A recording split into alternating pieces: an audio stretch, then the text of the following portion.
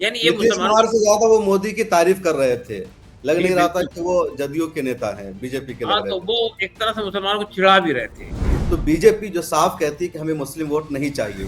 तो आपने कौन सी चीज ऐसी की है जिससे कि मुसलमानों को फायदा मिल रहा है इस वक्त बिल से? तो अब अगला कदम क्या है मुस्लिम पर्सनल लॉ बोर्ड का? अदालतों में आप लोगों ने जाने की बातचीत की है, लेकिन सुप्रीम कोर्ट का रिकॉर्ड ये है कि किसी भी केस में कामयाबी नहीं मिल सकी है। अपोजिशन लीडर राहुल गांधी है, उन्होंने तकरीर नहीं की। वोटिंग में प्रियंका गांधी मौजूद नहीं। इसके खिलाफ हम पूरे मुल्क के अंदर देशव्यापी अभियान चलाएंगे, यानी पूरी मुल्की सतह की तहरीक चलाएंगे।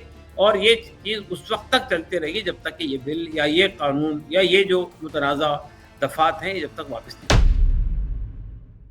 अस्सलाम वालेकुम रहमतुल्लाहि व बरकातुहू। मिला टाइम्स में खुशामदीद। मैं हूं शम्स तबरेज़ कासमी और मेरे साथ मौजूद है all India Muslim personal law board के स्पोक पर्सन डॉक्टर कासिम रसूल इलियास। वक्फ अमेंडमेंट बिल जिसकी लगातार मुखालफत की जा रही थी, all India Muslim personal law board ने सड़कों पर उतरकर एहतजाज किया। दिल्ली, पटना, विजयवाड़ा और मुल्क के कई और इलाकों में लगातार मांग की गई। अपोजिशन पार्टियों ने भी लगातार इसका विरोध किया। इसके बावजूद पार्लियामेंट में इस बिल को पेश किया गया और लोकसभा में इस बिल की हिमायत में 288 वोट पड़े, मुखालफत में 232 वोट, और इस तरह लोकसभा से ये बिल मंजूर हो चुका है। राज्यसभा से भी ये बिल मंजूर हो जाएगा, क्योंकि जिस वक्त हम ये इंटरव्यू कर रहे हैं उस वक्त राज्यसभा में वोटिंग शुरू होने वाली है, लेकिन जब तक आप तक इंटरव्यू पहुंचेगा मुमकिन है वहां से भी फैसला हो चुका हो।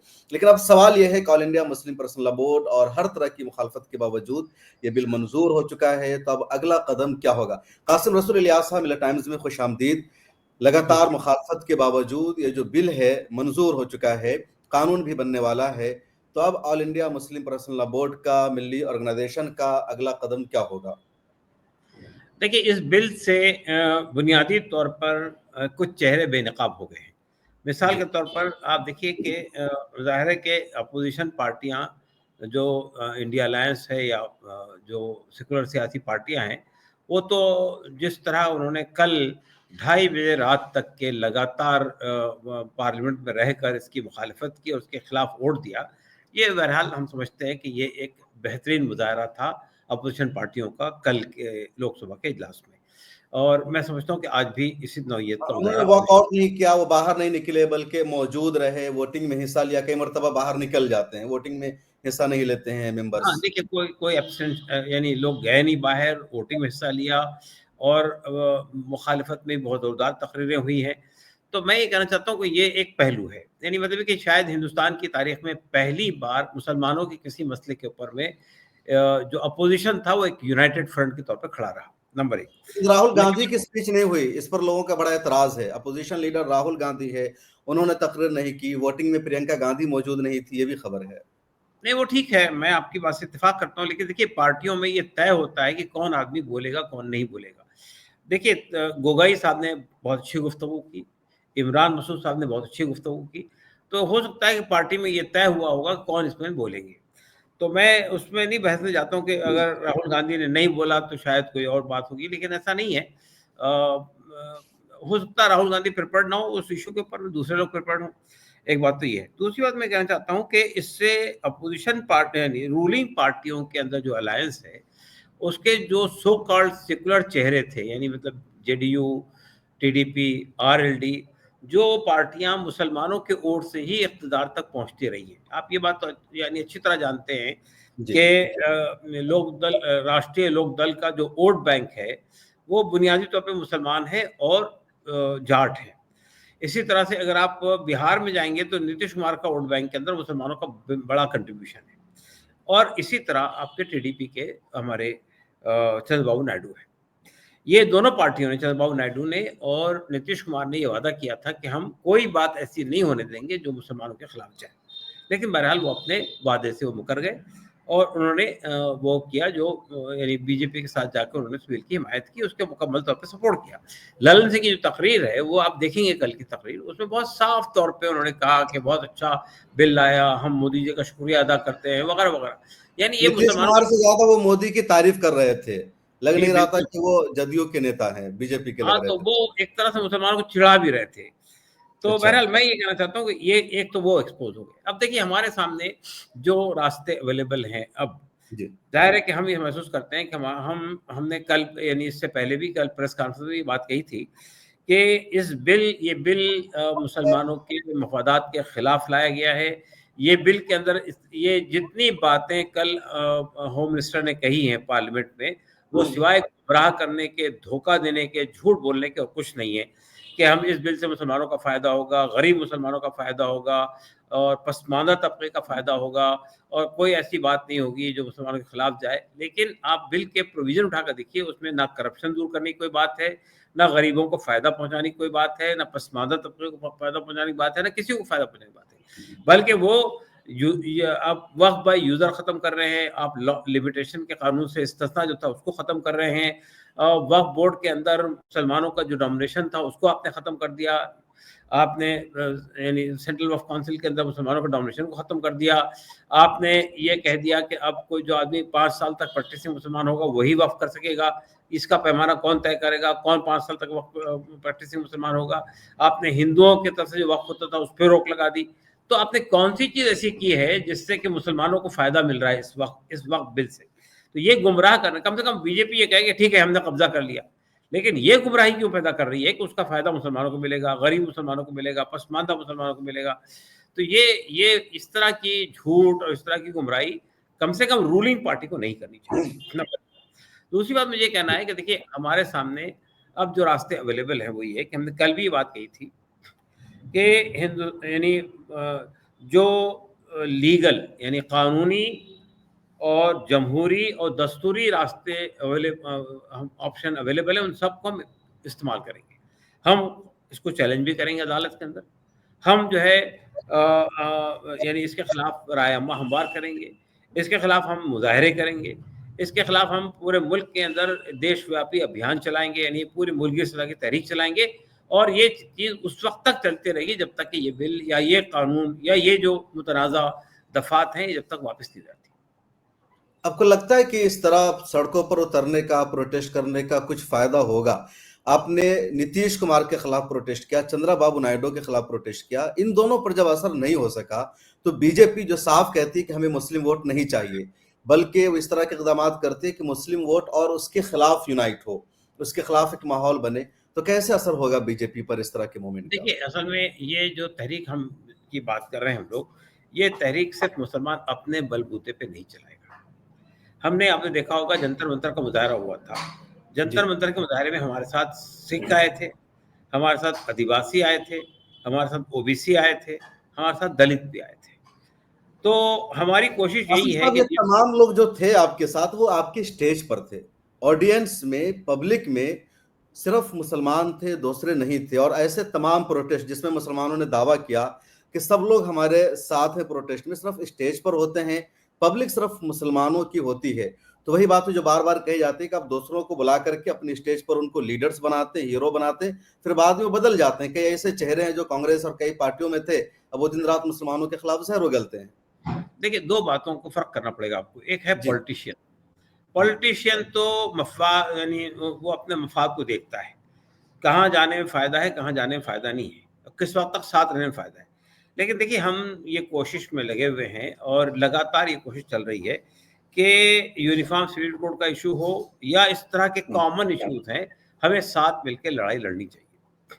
तो मेरा कहना ये है कि आज आपको हमारे स्टेज पे नज़र आ रहे थे, लेकिन अब कल आपको पब्लिक में भी नज़र आएँगे। ये इंशाअल्लाह मैं आपको यकीन दिलाता हूँ कि अब हमारे जो जी। मुज़ाहरे होंगे उसमें दलित भी होंगे, आदिवासी भी होंगे, ओबीसी भी होंगे और दीगर माइनॉरिटीज़ के लोग भी पब्लिक में भी शामिल होंगे।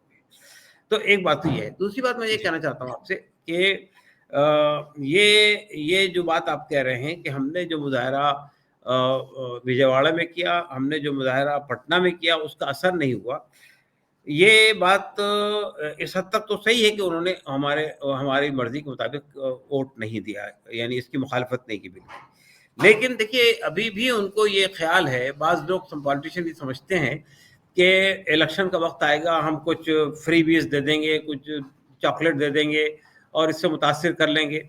लेकिन ये समझ रहे हैं कि जब आपने उनके एक होता है कि मुसलमानों के किसी मादी मफ़ाद को आपने नुकसान पहुँचाया। एक होता है आप मुसलमानों को दीनी मफ़ाद को नुकसान पहुँचा रहे हैं। देखिए मैं महसूस ये करता हूँ कि हिंदुस्तान के मुसलमान इस मामले में बहुत हसास हैं, कि जब उनके दीन पर हमला होता है, उनकी शरीयत पे हमला होता है, तो फिर वो ज़ाती मफादात के ऊपर मुकाबले में शरीयत को तरजीह देते हैं, दीन को तरजीह देते हैं। मैं ये कहना चाहता हूँ आपसे कि इसका आप इस जो कुछ भी नीतीश कुमार ने किया है पार्लियामेंट पे या उनकी पार्टी ने किया है, वो उसका नतीजा जो है वो इलेक्शन में भुगत लेंगे। उनके मफादात जो भी होंगे, उनके जो रीज़न भी होंगे, चाहे वो गले तक फंसे हुए हों, चाहे हुकूमत ब्लैकमेल कर रही हो, वो सब बातें अपनी जगह पे हैं। लेकिन कोई कासिम भी साहब, आप नीतीश कुमार से या चंद्रबाबू नायडू से, चिराग पासवान से उम्मीद लगाए हुए हैं कि उन्हें बिल की हिमायत नहीं करनी चाहिए, मुखालफत में वोट डालना चाहिए, मुसलमानों का साथ देना चाहिए, लेकिन जब इलेक्शन होता है और ये पार्टी जब भी बीजेपी के साथ जाती है तो इलेक्शन के दौरान एक राय आमा तो यही बनता है कि एनडीए जो भी है बीजेपी के साथ है, उन्हें मुसलमानों को वोट नहीं करना है, तो फिर आप इंडिया अलायंस या जो यूपीए जो भी दूसरा अलायंस होता है उसको ही वोट डालने की अपील की जाती है, मुहिम चलाई जाती है, और इन लोगों को भी बीजेपी का ही बताया जाता है। ये कॉमन बात है, तो उनको भी पता है कि हमें मुसलमानों का वोट नहीं मिलता है, हम इंडिया में होते हैं, तो फिर इंडिया में होते हुए हम क्यों इनको सपोर्ट करें? नहीं, देखिए असल में जहाँ तक चंद्रबाबू नायडू का ताल्लुक है, जी। इलेक्शन के पहले वो एनडीए में नहीं थे, इलेक्शन के बाद एनडीए में गए हैं, नंबर 1। इसी तरह से ये जो आपके नीतीश कुमार हैं, ये कल तक इंडिया यानी इंडिया अलायंस के क्रिएशन में सबसे बड़ा रोल तो नीतीश कुमार का ही था। जी। तो अब नीतीश कुमार मुसलमानों का वोट लेके इलेक्शन जीत जाएँ, उसके बाद एनडीए में चले जाएँ, तो उसमें मुसलमानों का क्या कसूर है? तो देखिए, मैं ये कहना चाहता हूँ कि ये बात तो उनको भी मालूम है कि वो जीते हैं, तो उसमें मुसलमानों का भी एक बहुत बड़ा सपोर्ट बेस उनको मिला है। तो अब उनको बहरहाल ये मान के चलना पड़ेगा। देखिए, नहीं, लेकिन मैं एक बात यहाँ पर आपको रोकूंगा 1 मिनट के, क्या अगर कुछ ऐसी सेकुलर पार्टी है जो बीजेपी के साथ अलायंस में होती है, तो इलेक्शन के दौरान जिस तरह एक मुहिम होता है कि ये बीजेपी के साथ है तो अब ये बीजेपी है, इनको वोट देना हराम है, ये गुस्ताखे रसूल है, तो क्या आम मुसलमानों के दरमियान एक इस तरह की बहस होगी कि जो एनडीए में है उनको भी अगर वोट दिया जाता है तो दिया जाए, जो एक तरफा एक माहौल बनता है कि बिहार में तो आरजेडी, महाराष्ट्र में तो कांग्रेस और शरद पवार की पार्टी, अजीत पवार अगर इंडिया में चले गए तो उनके खिलाफ भी फतवे लग जाते हैं या दूसरी जगह, तो क्या आम मुसलमानों में इस तरह की बहस होनी चाहिए जो आप आज जरूरत पड़ने पर उनको याद कर रहे हैं? नहीं, मैं ये कहना चाहता हूँ आपसे कि देखिए, नीतीश कुमार बहरहाल इस बार जब इलेक्शन लड़ेंगे, तो वो बीजेपी के साथ मिलकर लड़ेंगे। जी। बहरहाल ये बात हिंदुस्तानी सियासत में बिल्कुल अज़हर मिन अश-शम्स है कि बीजेपी ने जब भी जिस पार्टी के साथ में इत्तेहाद करके इलेक्शन लड़ा, उसी को डुबो दिया। उसकी मिसाल हमारे सामने महाराष्ट्र की है, शिवसेना की, हमारे सामने बीजेडी की है, उड़ीसा की। तो अब ये नीतीश कुमार और नायडू साहब ये क्या समझ रहे हैं कि वो उनके साथ जाकर उनका मुस्तकबिल रोशन रहेगा। तो जो लोग सेकुलर अपने आप को कहते हैं या कहलवाना पसंद करते हैं, तो उनको सेकुलर नज़र भी आना चाहिए। उनको कम्युनिज़्म देखिए, एक होता है आपकी कुछ ग्राउंड रियलिटी ऐसी हो कि आपको इक़्तिदार में रहने के लिए बीजेपी के साथ हाथ मिलाना पड़ रहा हो। लेकिन बीजेपी के कम्युनल एजेंडे के साथ जाने में क्या मजबूरी है आपकी? ये तो सरासर कम्युनल एजेंडा था बीजेपी का, जो उसने किया है आज पार्लियामेंट पे और आज राज्यसभा में जो कर रही है वो। तो ये तो एक कम्युनल एजेंडे के तहत में ये बिल लाया गया है।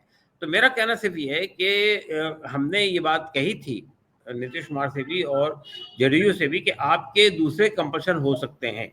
आप बीजेपी को बाकी मामलात में सपोर्ट कीजिए, लेकिन ऐसे इश्यूज जिसमें मुसलमानों का सरासर नुकसान हो रहा हो, उसमें भी अगर आप सपोर्ट करेंगे तो फिर हम आपको एक सेकुलर लीडर नहीं मानेंगे और आइंदा हम आपके साथ में आप अपना सपोर्ट बेस मुसलमानों के हद तक खो देंगे।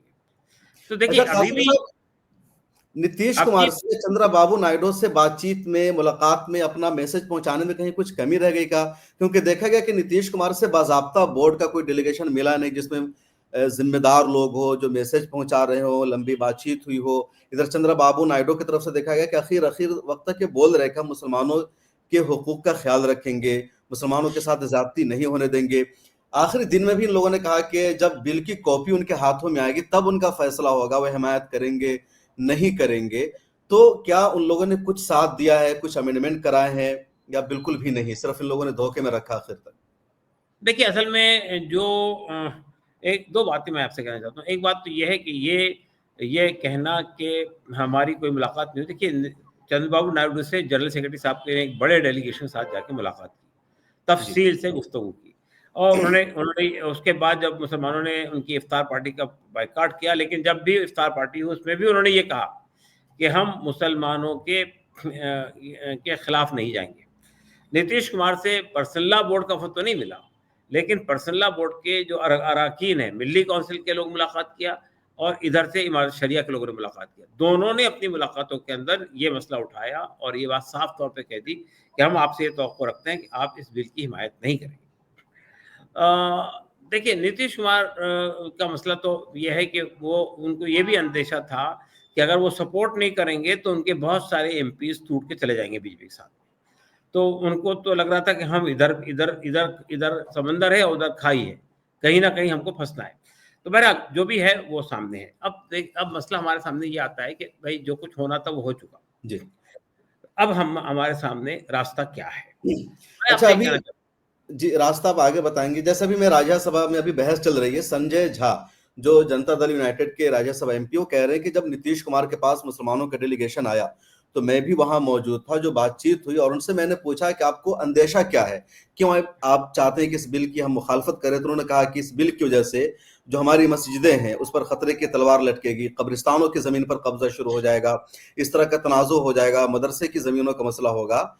तो अमित शाह साहब ने यकीन दहानी करा दी है कि इस बिल की वजह से किसी मदरसा, मस्जिद, कब्रिस्तान पर कोई खतरा नहीं है। और जब ये बात फाइनल हो गई तभी हम लोगों ने इस बिल की हिमायत की है कि इस बिल की वजह से माइनॉरिटी और मुसलमानों के हुकूक को कोई खतरा नहीं है।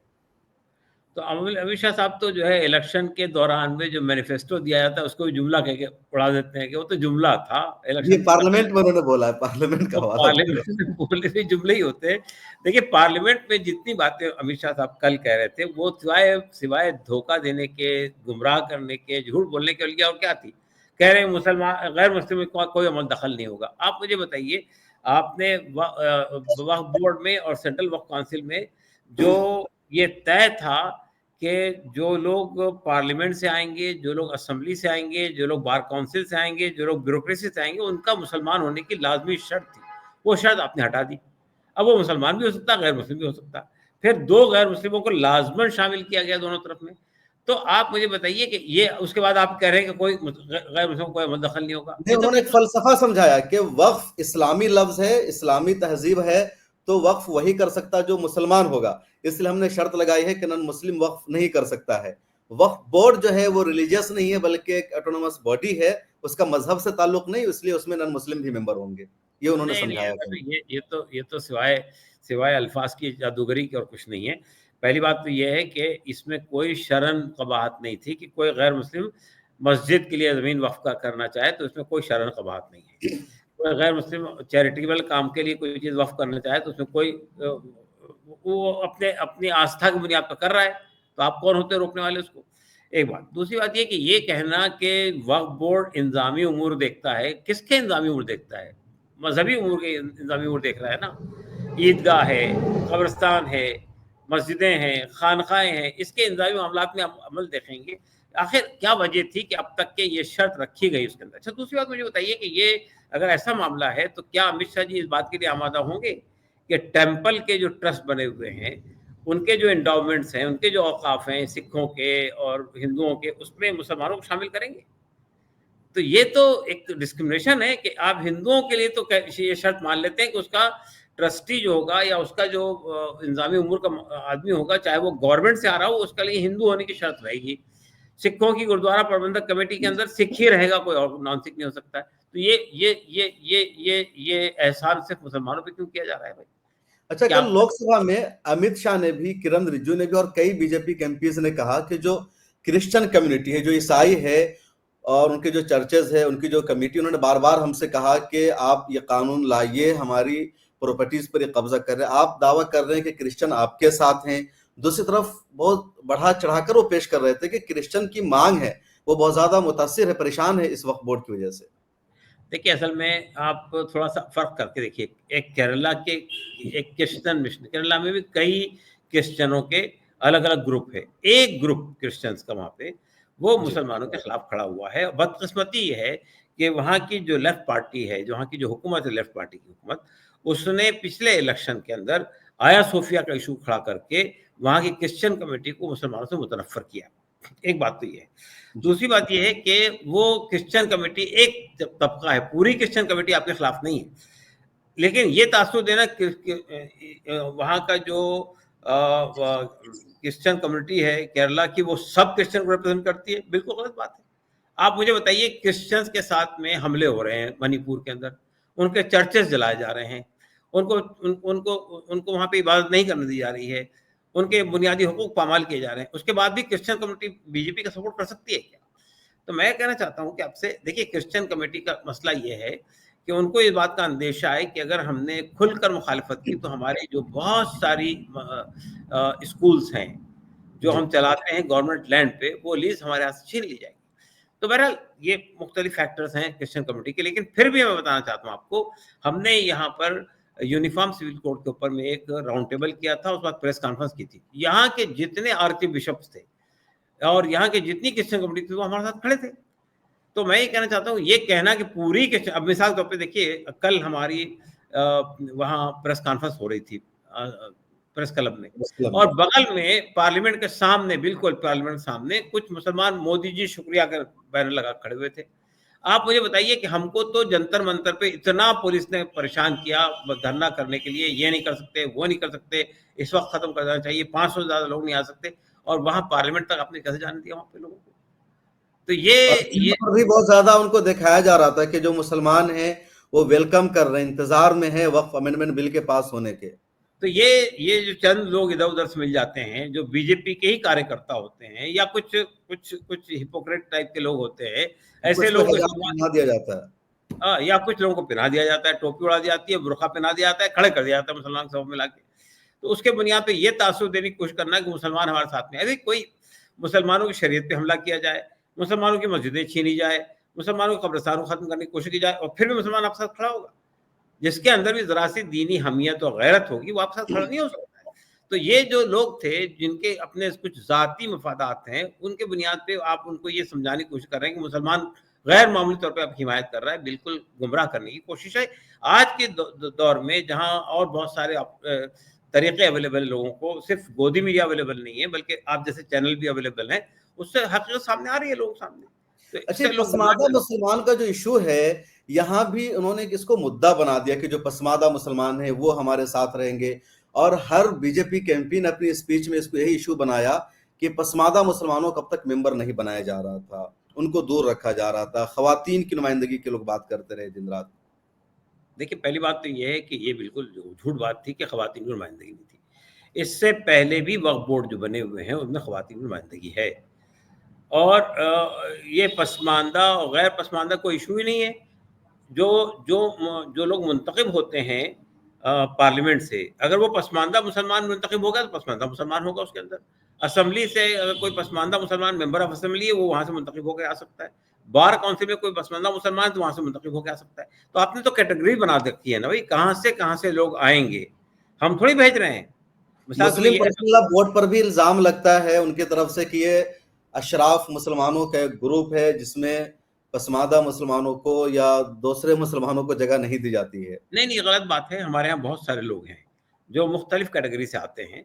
ये कहना कि हम, देखिए मुस्लिम पर्सनल लॉ बोर्ड की तो खूबसूरती है, हर मसलक, हर मकतब फ़िक्र, हर जमात, हर बड़ा इदारा और हर तबके के लोग उसमें शामिल हैं। तो हमारे यहाँ तो ये तफ़रीक़ ही नहीं है सिरे से मुस्लिम पर्सनल लॉ बोर्ड में। तो मैं ये कहना चाहता हूँ, देखिए एक बात साफ़ है कि इन्होंने पहले शोषा छोड़ा सूफ़ी कॉन्फ्रेंस का, फिर जी। शोषा छोड़ा बरेलवी हमारे साथ है, फिर शोषा छोड़ा पसमानदा तबका हमारे साथ में। कौन से पसमानदा तबका आपके साथ में है भाई? कौन से बरेलवी आपके साथ में है? ये सब लोग तो मुसलमानों के साथ खड़े हुए हैं। तो ये कहना कि पसमानदा मुसलमान हमारे साथ में है। और दूसरी बात ये, देखिए आप मुझे बता दीजिए, अगर आपने वक़्फ़ का ये जो तरमीमात लाई गई हैं उसको तफ़सील से जी। पढ़ा होगा, तो आप ये बताइए उसमें कहाँ ये लिखा हुआ है कि इसमें इसका फ़ायदा गरीबों को मिलने वाला है, इसका फ़ायदा ख़वातीन को मिलने वाला है, या इसका फ़ायदा पसमानदा तबके को मिलने वाला है? ये कहाँ लिखा हुआ है? आप देख बताइए, 2013 में जो तरमीमात लाई गई थी मनमोहन सिंह के ज़माने में, उसमें एक ऑप्शन ये खोला गया था कि ऐसी बहुत सारी प्राइम लोकेशन की ज़मीन जो खाली पड़ी हुई है, उसको एक वक्फ डेवलपमेंट कॉर्पोरेशन बनाई गई थी कि उसके ज़रिए से इन्वेस्टमेंट करवाया जाएगा, उसको डेवलप कराया जाएगा, प्रॉपर्टीज़ क्रिएट की जाएगी और उसकी आमदनी से गरीबों को फ़ायदा पहुँचाया जाएगा। इस गवर्नमेंट ने उन तरमीमात को या उस फैसले को नाफिज नहीं होने दिया। 2013 की जितनी तरमीमात थी, उसके बाद इनकी हुकूमत आ गई, वो नाफिज ही नहीं हुई। अब वो कल अमित शाह साहब कह रहे हैं कि हमने ये बिल इसलिए लाया कि 2013 में ऐसी गैर मामूली तरमीमात कर दी गई थी, उसको रोकने के लिए बिल लाया गया। तो गैर मामूली तरमीमात तो इसीलिए की गई थी ना कि वक्फ की प्रॉपर्टीज के फायदे गरीबों तक पहुंचाए जाएं, उसको आपने रोक दिया और आप कह रहे हैं अब हम पहुंचाने वाले हैं। कैसे पहुंचाने वाले हैं कोई बताया नहीं आपने उसका अब तक का रास्ता। और ये बात कि पसमानदा तबके को हम फायदा पहुंचाने वाले, उसका भी कोई प्रोविजन उसमें नजर नहीं आ रहा है। तो ये सिर्फ अल्फाज की जादूगरी है। वैसे जुमले हैं जैसे इलेक्शन के वक्त पे किए जाते हैं कि अब 15 अच्छा, लाख का। मुस्लिम ममालिक का भी बहुत तस्करा, जेपी नड्डा साहब की अभी राज्यसभा में स्पीच हो रही थी, कल संबित पात्रा ने भी लोकसभा में कहा कि तुर्की, मलेशिया और कई सारे मुस्लिम मुल्कों का इन्होंने जिक्र किया और कहा कि वहां कोई वक्फ बोर्ड नहीं है, वहां कोई इस तरह का इंतजाम नहीं है, फिर इंडिया में क्यों वक्फ बोर्ड हो। देखिए, मुस्लिम ममालिक में हुकूमत है, हुकूमत का काम होता है वक्फ को मैनेज करना। यहाँ इस्लामी हुकूमत नहीं है, मुस्लिम हुकूमत नहीं है, इसलिए ज़रूरत इस बात की पड़ती है कि वक्फ की प्रॉपर्टी को मैनेज करने के लिए कोई सिस्टम क्रिएट किया जाए। आप मुझे बताइए कि पहली बार यहाँ पे 1823 में अंग्रेज़ों के ज़माने में वक्फ बोर्ड बना, यानी वक्फ के लिए कानून बना। उसके बाद जैसे ही मुल्क आज़ाद हुआ 1954 के अंदर पहला वक्फ कानून बनाया गया।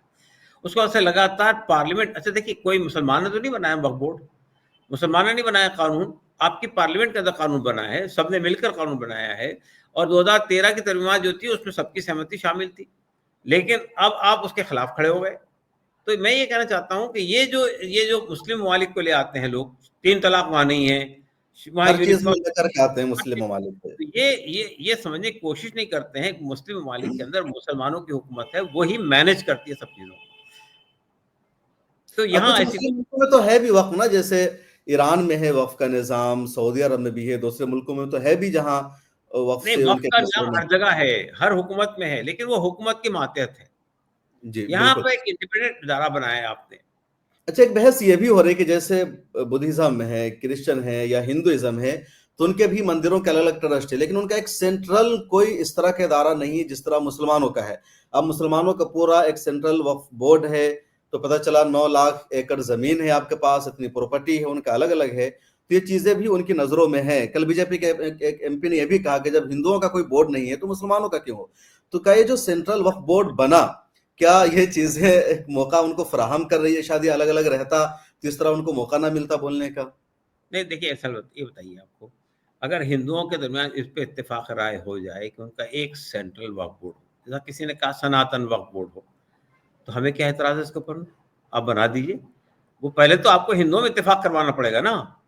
भाई, हिंदुओं के अलग अलग सेक्ट्स हैं, वो अपना अलग अलग मैनेजमेंट चाहते हैं। मुसलमानों के यहाँ भी दो दो दो वक्फ हैं, एक शिया वक्फ बोर्ड है, एक सुन्नी वक्फ बोर्ड है। इसी तरह अगर हिंदुओं में भी अगर आप सेंट्रलाइज करना चाहते हैं कोई निज़ाम को, उनके दरमियान इत्तेफाक करवा दीजिए। हमें क्या एतराज़ है भाई, अगर सनातन वक्फ बोर्ड बनता है तो हमको क्या एतराज़ है उसके ऊपर में? हिंदुओं का कोई एक वक्फ बोर्ड बन जाता है तो हमको क्या एतराज़ है उसके ऊपर में? जैसा जैसा सरदारों का है ना, सरदारों ने भी अपना एक गुरुद्वारा प्रबंधक कमेटी बनाई है, वो पूरे गुरुद्वारों को मैनेज करती है पूरे मुल्क के। तो आप भी ऐसा कोई निज़ाम बना दीजिए, हमें कोई एतराज़ नहीं है उसके ऊपर में। अच्छा, जो वक्फ बिल जो अब कानून बनने जा रहा है, तो जेपीसी में जाने से पहले क्या था, अब क्या है? इतना जो कुछ प्रोटेस्ट हुआ, जेपीसी की मीटिंग हुई कई महीने, तो कुछ बदलाव आया है या सेम है बिल्कुल मुकम्मल? देखिए, बदलाव वाली बात जो आपको जेडीयू के लोग भी बताएंगे कि हमने कुछ तब्दीली करवाई, और टीडीपी के लोग भी बदलाएंगे कि हमने क्या तब्दीली करवाई। देखिए, पहली बात तो ये कि जेपीसी जो बनाई गई थी, जेपीसी इसलिए बनाई गई थी कि साहब जो लोगों के कंसर्न है उसको एड्रेस किया जाए। और जेपीसी ने 6-7 महीने तक के धमा चौकड़ी की, यहाँ गए वहाँ गए, इससे मिले उससे मिले, सबको बुलाया, ईमेल मांगे गए। हासिल क्या हुआ? मतलब एक हमने जो जो सबमिशन किया था, 211 पेज का सबमिशन किया था पूरी 44 अमेंडमेंट के ऊपर में, और मुसलमानों की तमाम तंजीमों ने अपने मेमोरेंडम दिए थे। हमने हमने 5 करोड़ ईमेल भेजे थे मुसलमानों ने। जी। आखिर वो क्या रद्दी की टोकरी में फेंक दिए गए? फिर आप मुझे बताइए कि जो जो अपोजिशन लीडरों ने, 11 अपोजिशन लीडरों ने जो जेपीसी सजेशन के दिए थे, मेंबर। उसको भी उठा के फेंक दिया आपने। तो फिर जेपीसी क्यों बनाई थी आपने? मज़ाक किया आपने पूरे मुल्क के साथ में। एक बात, दूसरी बात, ये मुल्क के साथ मज़ाक ही नहीं किया बल्कि मुल्क के सरमाए का नुकसान किया। फिर एक बात और मैं बताऊँ आपको कि ये जो बात कहते हैं कि 14 तरमीमात जो कैबिनेट ने बीजेपी, अप्रूव किया है। हाँ, जो अप्रूव 14 किया तरमीम। है, 14 जी। तरमीमात, वो कौन सी तरमीमात 23 है? में वो से। वो तरमीमात वो हैं जो बीजेपी और बीजेपी के अलाइज ने दी थी। और हमको ही किसी साहब ने बताया जो जेपीसी के मेंबर हैं कि जी ये जो चंद्रबाबू नायडू साहब की तरफ से या जेडीयू की तरफ से जो तरमीमात पेश की गई थी वो बीजेपी ने उनको दी थी कि ये दो आप पेश कर दीजिए, ये दो आप पेश कर दीजिए, ताकि आप पब्लिक तक ये कह सकें अपने लोगों को भाई देखिए हमने भी तरमीमात करवाई इसके अंदर। वो तरमीमात क्या है? मिसाल आप देख लीजिए, जी मिसाल तौर पे ये जो वो है आपका वक्फ बाय यूजर का कानून है। वक्फ बाय यूजर कानून ये कहता है कि कोई मस्जिद, कोई मदरसा, कोई यतीम खाना या कोई इबादतगाह अगर वो वक्फ के पर्पज से इस्तेमाल हो रही है, मस्जिद है नमाज पढ़ी जा रही है, कब्रिस्तान है तदफीन हो रही है और बरसों से हो रहा है, तो अगर उनका कोई रिकॉर्ड रेवेन्यू में अवेलेबल नहीं है, लैंड रिकॉर्ड अवेलेबल नहीं है, वक्फ बोर्ड में रजिस्टर्ड नहीं है, तब भी वो वक्फ के तौर पे इस्तेमाल हो रही है, इसलिए वो वक्फ है। ये हटा दिया गया इसमें से। अब इन्होंने क्या किया उसमें, ये कहा कि ये तरमीम क्या लाई है उसके अंदर, ये कहा कि भाई जो अब तक के वक्फ बाय यूजर के तौर पे इस्तेमाल होती थी वो प्रॉपर्टी इस्तेमाल होगी, वक्फ बाय यूजर रहेगी। अलबत्ता जो डिस्प्यूटेड है या जिस पे डिस्प्यूट खड़ा हुआ है या जिस पे कोई तनाजा पैदा हो गया है वो वक्फ बाय यूजर में नहीं आएगी। अब तनाजा खड़ा करना तो इनका बाएं हाथ का खेल है। कल कल तक के संभल की मस्जिद पर कोई तनाजा नहीं था, तनाजा खड़ा कर दिया। परसों तक के जो है वो ज्ञानवापी मस्जिद पर कोई तनाजा नहीं था, वहां तनाजा खड़ा कर दिया गया। और जहां से तनाजा खड़ा ये हो, कानून तय नहीं किया कि अब तक तनाजो नहीं था तो तनाजो में उसका शुमार नहीं होगा, जो पहले से डिस्प्यूटेड है वो आएगा, इसकी कोई टाइमलाइन है या ये भी नहीं नहीं है? नहीं कोई टाइमलाइन नहीं। तनाजा कोई किसी वक्त भी पैदा हो सकता है, किसी वक्त भी पैदा हो सकता है, पैदा किया जा सकता है। अभी आप मुझे बताइए ना, देखिए अमित शाह साहब ने कल की तकरीर में ये कहा कि 123 प्रॉपर्टी जो ल्यूटन जोन के अंदर है जी दिल्ली में, वो मनमोहन सिंह सरकार ने दे दी थी। हालांकि उससे पहले इंदिरा गांधी के जमाने में दी गई थी वक्फ बोर्ड, लेकिन वो ट्रांसफर नहीं हुई थी। वो प्रॉपर्टी गवर्नमेंट की प्रॉपर्टी है। आप मुझे बताइए कि वो मस्जिदें हैं, वहां पे ईदगाह वो और ऐसी चीजें हैं जो मुसलमानों के इसके लिए इस्तेमाल होती है, अब आप उस पर दावा कर रहे हैं।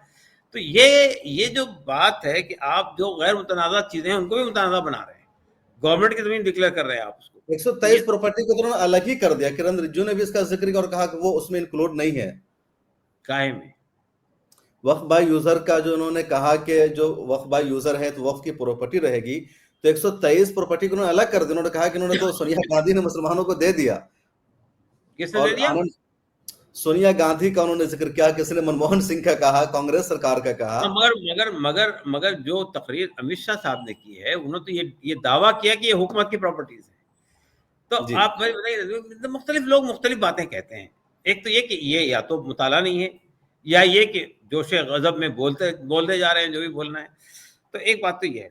दूसरी बात ये कि ये जो दूसरी तरमीम जो लाई इन्होंने, वो ये कहा कि जो लॉ ऑफ लिमिटेशन है उससे अब तक की जो प्रॉपर्टी थी वो उससे मुस्तस्ना रहेंगी, अलबत्ता आइंदा की प्रॉपर्टी मुस्तस्ना नहीं रहेंगी लॉ ऑफ लिमिटेशन। तो ये जो बात है, हम ये जानना चाहते हैं कि अगर ये चीज आप हिंदुओं पे भी लागू कर रहे हैं, ये चीज आप गुरुद्वारों पे भी लागू कर रहे हैं, तो बिल्कुल सही समझ आता है। लेकिन गुरुद्वारों को आपने लॉ ऑफ लिमिटेशन एग्जाम कर रखा है, हिंदू टेम्पल को आपने एग्जाम कर रखा है, फिर मुसलमानों पे की आफत क्यों आ रही है? तो इसको ये जो एक्सप्लेन करिएगा कासिम साहब, ये लॉ ऑफ लिमिटेशन है क्या? लॉ ऑफ लिमिटेशन हमारे मुल्क में कानून है जिसको लॉ ऑफ एडवर्स पोजीशन यानी कब्जे मुखालिफाना का कानून कहा जाता है।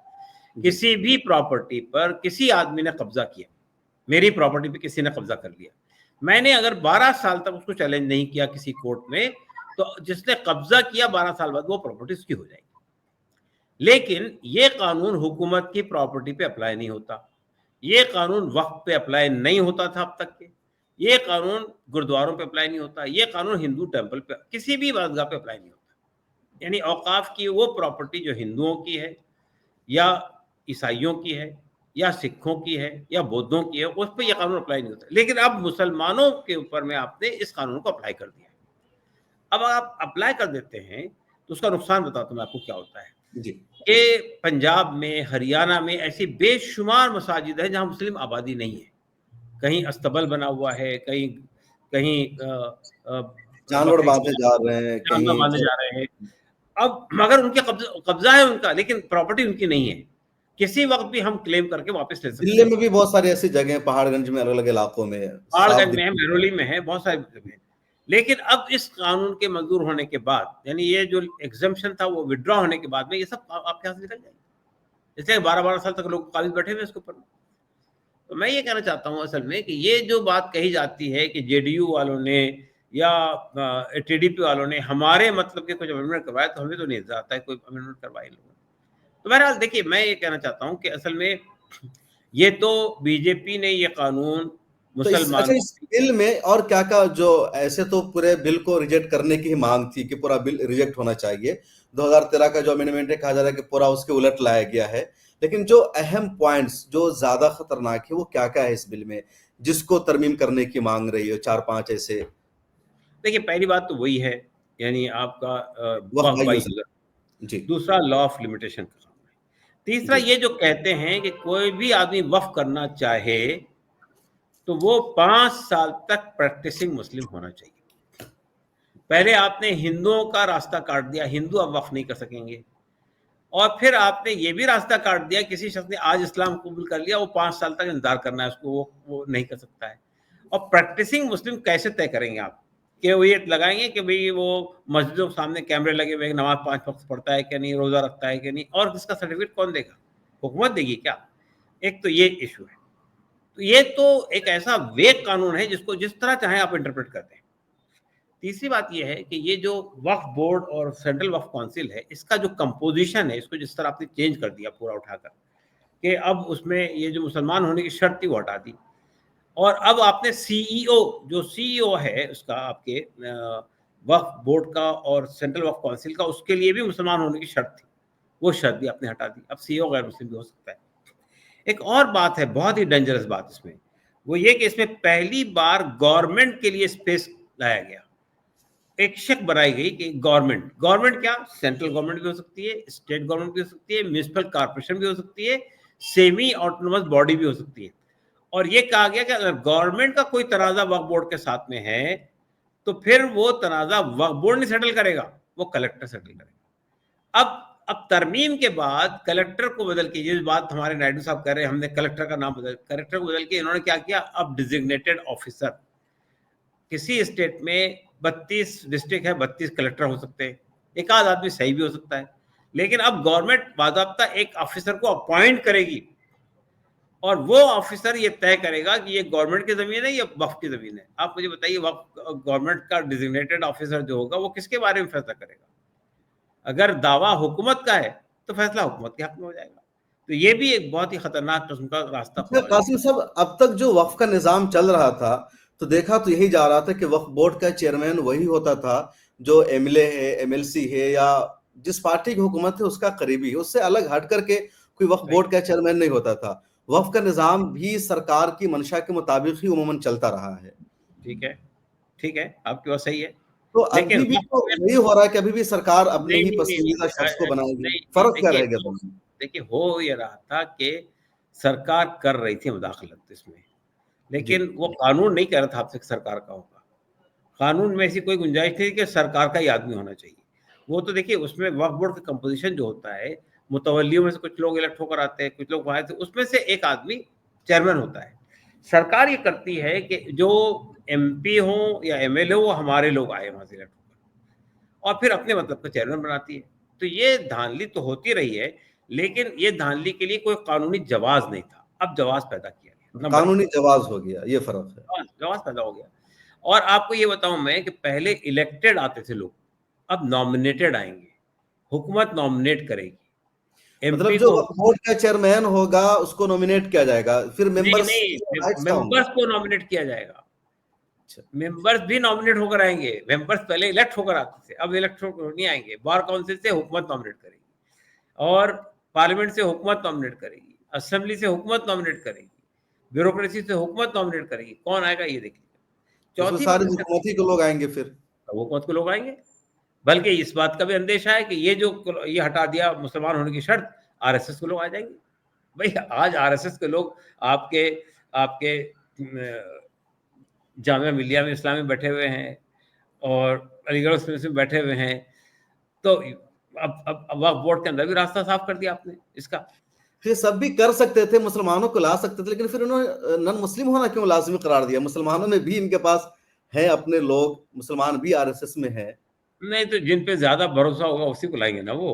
मुसलमानों का क्या भरोसा, कभी उनकी ईमानी गरज जाग जाए तो वो बेचारा इसलिए कहीं उन्होंने ये कभी शर्त ही हटा दिया कि अपने हाँ बिल्कुल बिल्कुल, कोई पर्दा नहीं रखा उन्होंने। उनके अज़ाए बहुत साफ हैं, बहुत क्लियर है कि वो वक्फ की जायदादों पे कब्जा करना चाहते हैं। ये जो बात कही जा रही है ना, ये जो आज कल एक और गलत झूठ बात कही गई कि 2013 तक के वक्फ की इतनी प्रॉपर्टी थी और 2023 के अंदर उसको डबल से ज्यादा हो गई।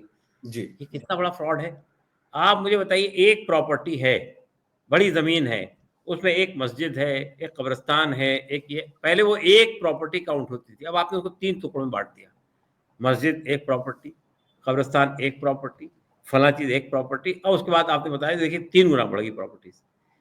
प्रॉपर्टी में कोई इजाफा नहीं हुआ है, रजिस्ट्रेशन के तरीकेकार ने उसको बढ़वा दिया है। अच्छा, 9 लाख एकड़ जमीन का जो दावा किया जा रहा है, इसकी क्या सच्चाई है? सच में इतनी प्रॉपर्टी है या? देखिए जो सच्चर कमेटी ने फिगर दिए हैं वही सही है। सच्चर कमेटी ने बाकायदा सर्वे करके वो दिया था। मैंने बताया ना कि इस वक्त जो बढ़ाई गई जमीन वो इसी तरह बढ़ाई गई, धांधली करके, कि आप रजिस्ट्रेशन में टुकड़े टुकड़े करके रजिस्टर करवा दिए, अब देखिए इतनी प्रॉपर्टी आ गई। एक बात। दूसरी बात ये देखिए, ये जो कहा जाता है कि हिंदुस्तान के अंदर सबसे ज्यादा किसी के पास प्रॉपर्टी है तो वक्फ बोर्ड के पास प्रॉपर्टी है, या रेलवे और मिलिट्री के पास सबसे ज्यादा प्रॉपर्टी जो है तो वक्फ के पास। ये बिल्कुल झूठा दावा है। अगर आप सिर्फ सिर्फ तमिलनाडु और आंध्रा की हिंदू टेम्पल की प्रॉपर्टी को जोड़ लें तो वक्फ की टोटल प्रॉपर्टी से ज्यादा है।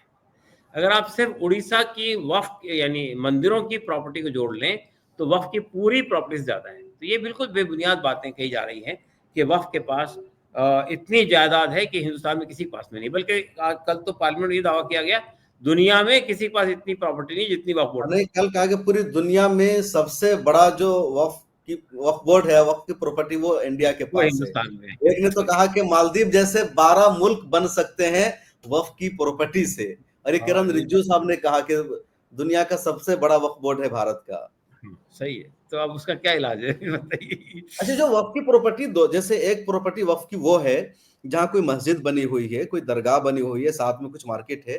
कुछ ऐसी प्रॉपर्टी हो सकती है जो बिल्कुल खाली प्रॉपर्टी, वहां सिर्फ मार्केट है या खाली जगह है। तो ज्यादातर कौन सी प्रॉपर्टी है वक्फ की?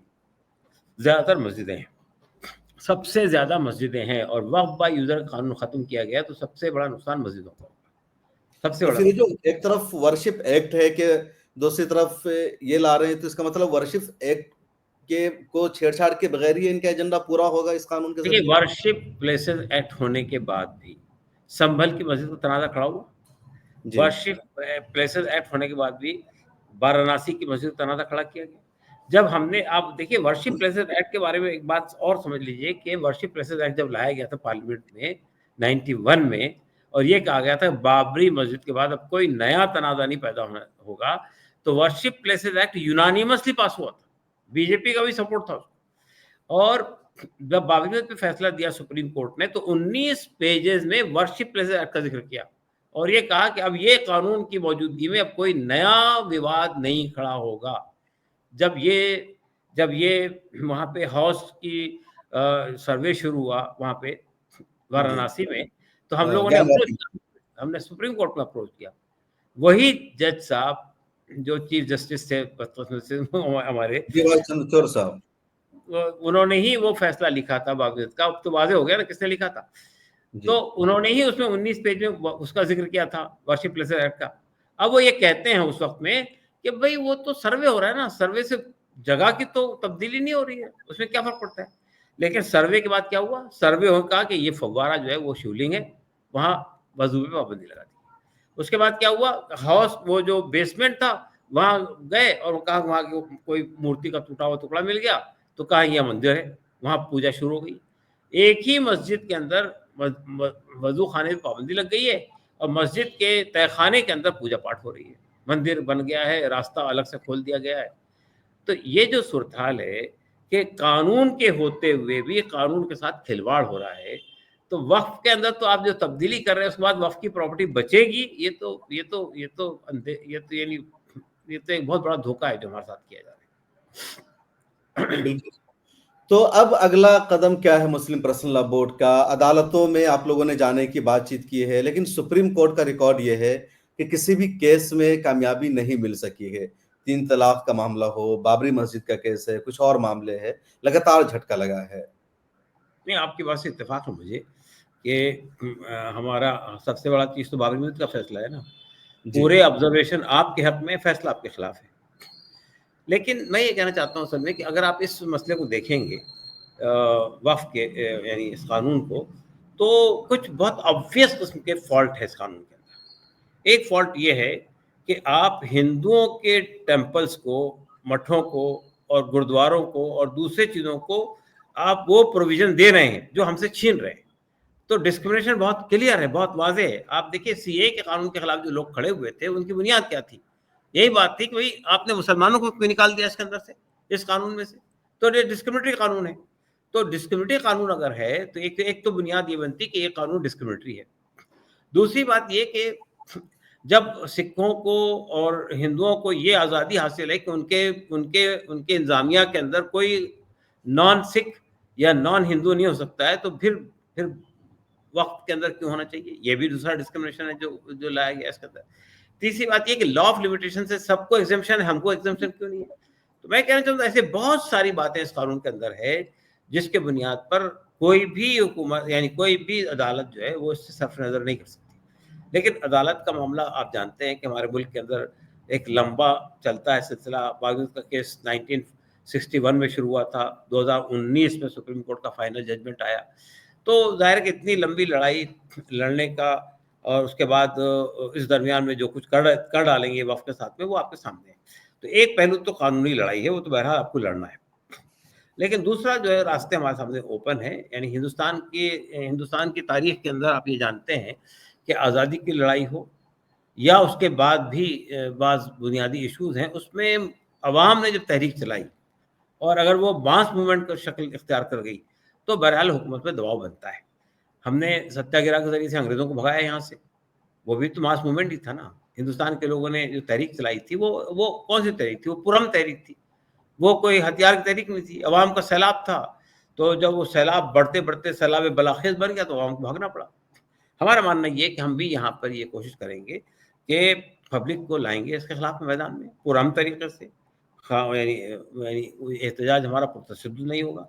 हमने अभी मिसाल कायम की है, जो शाहीन बाग की शक्ल में जो 287 मकाम पे शाहीन बाग बने थे, उनको कितना प्रोवोक करने की कोशिश की गई थी, कितना प्रोवोक करने की कोशिश की थी, लेकिन अल्हम्दुलिल्लाह हमारे बच्चे प्रोवोक नहीं हुए।